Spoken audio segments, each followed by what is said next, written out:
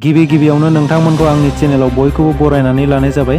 नोंथांमोना सानफ्रोमबोनि खौरां मोननो थाखाय आंनि B.ed रादाब इउटिउब चेनेलखौ साबस्क्राइब खालामनानै लादो। लोगोसे खौरांखौ मोजां मोनोब्ला लाइक, कमेन्ट आरो शेयार खालामनानै होदो। आंनि बे खौरांफोरखौ मोजां मोनगोन आरो खौरांफोरखौ जोबजासिम खोनासंलांगोन होननानै आसा खालामनाय थाबाय। दानिया नोंथांमोना खौरांखौ खोनासंलांदो। दिनैनि गिबि खौराङाव दं। थांनाय माखासे सान सिगांनिफ्रायनो समाजारि बिजोङाव देहा फालांगि खालामनायनि हमजानाय सुबुंफोरनि बाथ्रा गोसारनायखौ नुगासिनो दं। बेबादि थासारिनि समाव गोबां सुबुंफोरनि समाजारि बिजोङाव देहा फालांगि खालामनायनि दायाव हमजानाय सुबुंफोरखौ लानानै बर'नि एक्ट्रेस आरो इउटुबार गेमस्रि दैमारिखौ सोमोन्दो दं होननानै बाथ्रा गोसारहोनायखौ नुनो मोनगासिनो दं।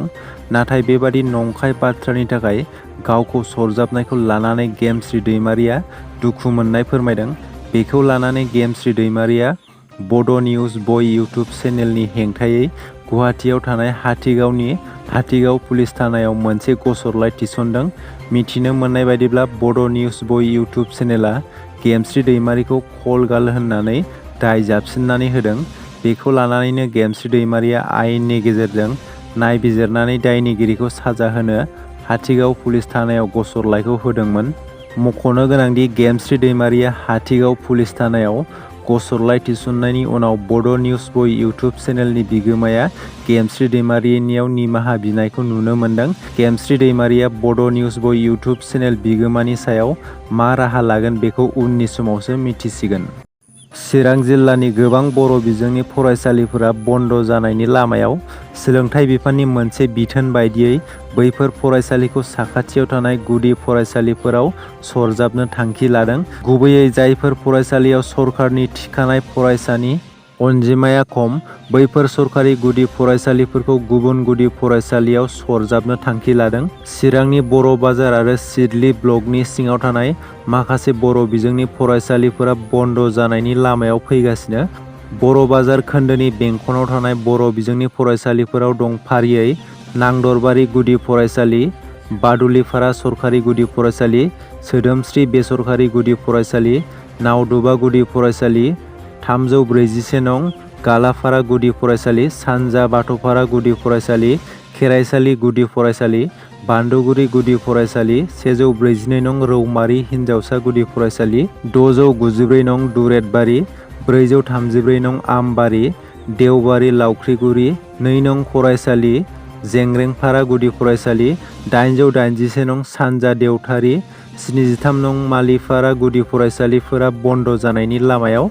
गुबुन फारसेथिं चिरांनि सिडली खोन्दोनि बेंखनाव थानाय 441 नं बेंथल कुमगुरि गुदि फरायसालि, 275 नं गेन्देरगाव, 254 नं गरामारा मयद सामथाइबारि, 1167 नं धुपगुरि थास'बारि गुदि फरायसालि, आवजारगुरि गुदि फरायसालि, जाम्फैगुरि गुदि फरायसालि, सालबारि कमाद गुदि फरायसालि, 1159 नं बाथाबारि, 198 नं फाख्रिगुरि, दाबदंफारा गुदि फरायसालि, सुन्दारि बर' गुदि फरायसालि, 1140 नं आमटेका जामुनागुरि, दाद्रिबिल गुदि फरायसालि आरो 403 नं निलिबारि गुदि फरायसालिफोरा बन्द' जानायनि लामायाव।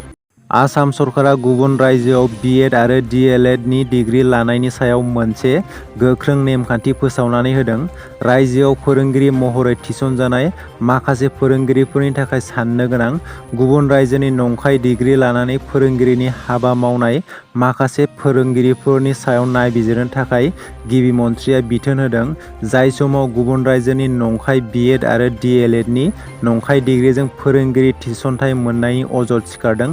बेबादि समावनो नंखाय डिग्रीनि सायाव संदाननो बिथोन होदों गिबि मन्थ्रि हिमन्त बिश्व शर्माया। गिबि मन्थ्रिनि बिथोन बायदियै सोलोंथाइ बिफाना नायबिजिरनायखौ जागायबाय। अजद सिखारनाय बायदिब्ला सोनाब बंग'नि माखासे मुलुगसोलोंसालिया रांनि थाखाय नंखाय B.ed आरो D.el.ed नि डिग्री होदों। दुलाराय बर' फरायसा आफादनि गाहाय आफादगिरि दिपेन बर' बिथांखौ राजखान्थि मुलाम्फानि थाखाय नंखायै मुं सुग्रा अल बड' एक्स भलन्टियार फर्स अर्गेनाइजेसननि मावफुं आफादगिरि बलदेब मोसाहारिनिसिम अल बड' एक्स भलन्टियार्स फर्स अर्गेनाइजेसननिफ्राय मोनसे गोख्रों वार्निं होदों। आफादगिरि बलदेब मोसाहारिनि सायाव आफादनि रां जाख्ल'नायनि अजद थिखांदों। 30 साननि गेजेराव जाख्ल'नाय रांखौ होफिनाब्ला आफादनिफ्राय एरख'नायनि गोख्रों हुमखि होदों। डेलिमिटेसनखौ लानानै एबसुनि आफादगिरि दिपेन बर'आ रायजो राजाफोरखौ थगायदों। डेलिमिटेसनाव एबसुनि मेम'रेन्डाम गैया होननानै नंखायै मुं सुदों बलदेब मोसाहारिया।